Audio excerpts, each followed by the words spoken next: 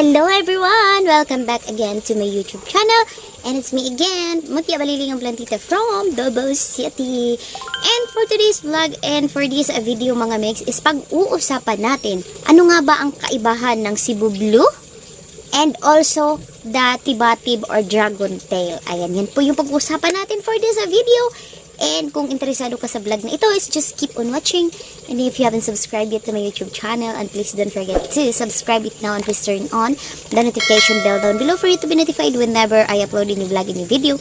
Furthermore, if you are ready, and I am always ready, then let's begin!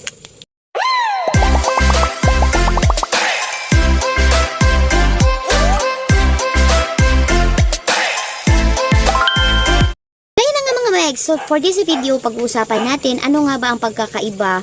Halaman mo ba na nasa sayo ngayon? Baka akala mo is that is Cebu Blue, pero Tibatib pala.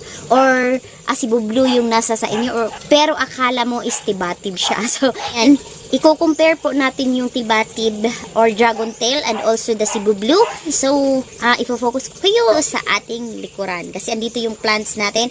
And syempre, meron din akong juvenile form niya sa Tibatib and also the Cebu Blue. Para makita po talaga natin or malaman po talaga natin kung yung halaman mo ba ay Cebu Blue or kung nagbabala ka bumili ng halaman, Cebu Blue ba ito or Tibatib. So, alam naman natin na medyo mas pricey or medyo mas mahal ng konti si Cebu Blue unlike doon talaga sa Tibatib. Kasi si Tibatib is nakukuha lang naman siya sa gilid-gilid ng mga bundok kasi talagang marami siya or tumutubo lang po talaga siya sa forest. Even though nasa gilid nga ng kalsada may makikita tayong mga Tibatib, di ba?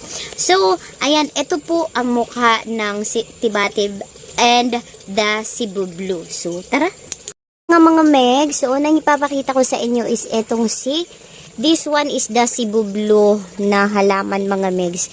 Di ko alam kung kita nyo siya, pero as you can see, meron siyang pagka-bluish sa dahon niya. Ganyan po ang dahon ng Cebu Blue. And later is papakita ko yung juvenile form nito. Ayan. Yan ito po yung matured form ng ating Cebu Blue. Ayan siya mga megs. Oh. Ayan. Yan yung dahon ng ating Cebu Blue. Medyo may pagka-bluish talaga siya. And also, ito yung ano niya. Oh. From pinaka baby or pinakabagong dahon niya. Ito kasi yung pinakabago niyang dahon. Yun yung pinakabago. And ito yung nauna. Tapos, ayan yung puno niya sa ilalim mga megs. Same lang naman talaga sila ng puno ni Tibatib or yung makikita natin na nagwa-wonder ka kung Tibatib ba ito or Cebu Blue kasi malilito ka sa stem nila. Yung stem nila is halos magkapareho lang. Medyo diba, dark. Light na lang natin. Ayan. So, yung stem nila is medyo magkapareho lang talaga yung stem ng Cebu Blue and also the Tibatib. Pero makikita po natin sa Tibatib sa Cebu Blue is parang nagbo-bluish po yung dahon niya. Although same lang naman talaga sila ng shape ng dahon or form, yung mga split nila kapag nag-matured is same lang sila ng split ng Tibatib. Pero si Cebu Blue is medyo may pagka-bluish po yung dahon niya. Now, how about the Tibatib? Ano ang dahon ng Tibatib? Ito po ang dahon ni Tibatib. So, makikita po natin super green. Ayan, super green po ang Tibatib na dahon. Ayan, this one is the Cebu Blue na dahon. Ayan yung Cebu Blue na dahon. And this one is the Tibatib na dahon. Ayan pagkakaiba nila. Kitang-kita mga megs yung pagkakaiba nila. Ito si Tibatib and this one is the Cebu Blue. Makikita natin sa Tibatib, green, pure green po talaga yung dahon niya. Unlike dito sa Cebu Blue. Ayan yung pagkakaiba nila. Ipipicture ko na lang siguro mga megs para makita po talaga ninyo yung pagkakaiba. Kasi dito hindi ko masyadong maano. Ayan yung Cebu Blue and ito si Tibatib. Ayan yung pagkakaiba ng dalawa. Bluish versus greenish. Ito si Tibatib, ito si Cebu Blue. Ayan, meron mga seller, mga megs na yung Tibatib. Ito yung Tibatib. Ang Tibatib ginagawa nilang Cebu Blue kasi halos magkapareho po talaga ang Tibatib at also si Cebu Blue. Pero ito si Cebu Blue, ayan siya. Kung busisisiin. Kung titingnan mo talaga maigi, iba yung malaki ang pagkakaibahan ng dahon nila. Kasi etong si Cebu Blue, parang smooth yung dahon niya. Although ito si Dragon Tail is medyo smooth naman, pero ramdam mo talaga yung pagka-smooth kay Cebu Blue, unlike dito kay Tibatib. Ayan sila mga mix, oh. Ito si Cebu Blue. Ayan siya sa baba. Ayan yung mga dahon niya.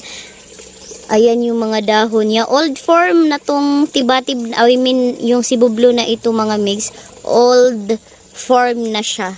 Ayan. So, eto naman, old na din naman ito si Tibatib, pero hindi pa masyado gaano ka-old. Unlike dito sa ating Cebu Blue. Pero same, ayan, talagang malaki yung pagkakaiba. Now, papakita ko sa inyo yung pagkakaiba ng kanilang mga juvenile form. Ayun. Yung kanilang juvenile form, eto si Cebu Blue. Ito si Cebu Blue. Ayan yung juvenile form ni Cebu Blue. And how about Tibatib? Ayan si Tibatib.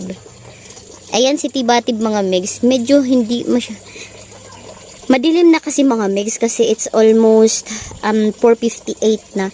So again, this one is the Cebu Blue. Ayan yung dahon ng Cebu Blue. Medyo may pagka-bluish talaga siya. Unlike dito sa ito si Tibatib. Ito si Tibatib pure green. Ito yung pinaka new leaf ni Tibatib, oh. Ayan, pure green. Wala kang makikitang isinama ko kasi silang dalawa sa iisang pot. Ayan si Cebu Blue, oh. Parang nagsisilver na si Cebu Blue. Pero ano talaga siya, parang bluish lang po siya. Ayan yung pagkakaiba. Ayan, oh, klaro. Ayan, medyo nakaklaro na. Wait.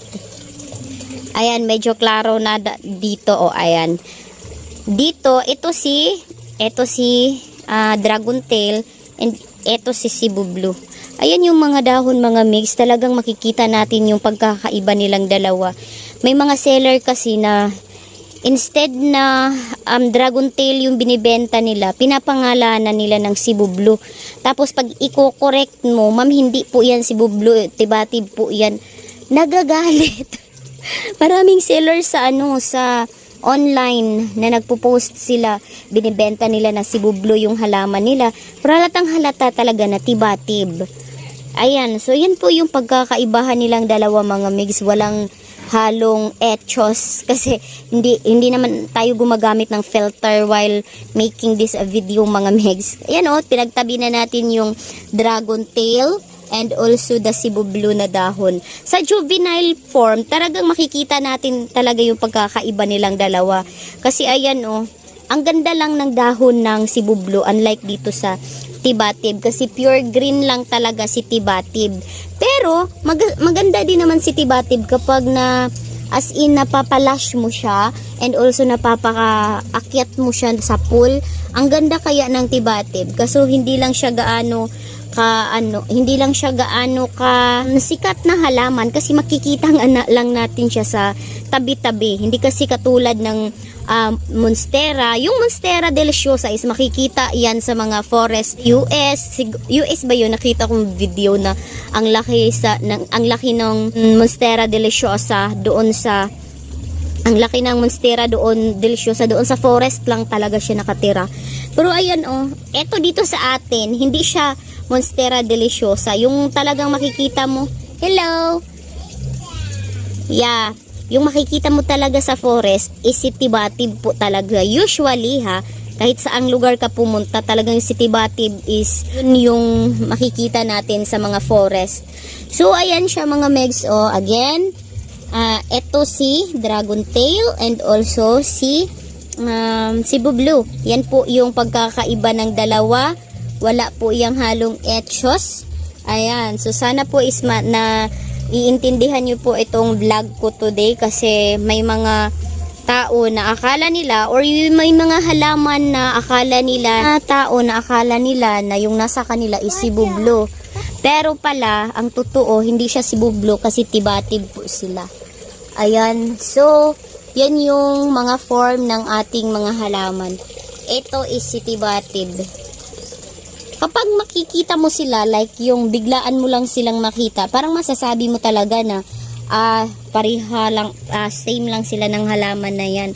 Pero kapag tiningnan mo talaga, makikita mo talaga yung, tapos iba yung napansin ko lang ha, medyo super smooth talaga itong dahon ni si Bublo, unlike dito sa Tibatib. Ayun. So si Tibatib is mas mura kaysa dito kay si Bublo. Kasi si Bublo mga megs, ayan, shout out sa maduming paa. Kasi si Bublo mga megs, hindi siya ganun ka bilis or dami or ganun kadali makita. Although hindi ko naman sinasabi na rare or semi-rare siya. Pero hindi ako nakakakita na masyado nang nagbebenta ng mga si Bublo. Kasi nga siguro kung may si Bublo man sa inyo is akala nyo is Tibatib. Pero, ito po siya, ang pagkakaiba ng dalawa. So, ayan, sana po is hindi na po kayo malituhan sa dalawa. Kasi, ganyan po yung kanilang, ito si Tibatib mga migso. Ito si Cebu Blue. Ayan. And, ayan na nga, sana is may natutunan kayo sa video na ito kung ano nga ba ang pagkakaiba ng Dragon Tail and also the Cebu Blue. Ayan. So, kung nagustuhan mo ang video na ito, is don't forget to give me a thumbs up. And if you haven't subscribed yet to my YouTube channel, and please don't forget to subscribe it now and please turn on the notification bell down below for you to be notified whenever I upload a new vlog, a new video. Dito ko na po tatapusin ang vlog na ito. See you again next time. Ingat po kayong lahat. God bless everyone. Babush and paalam. Bye!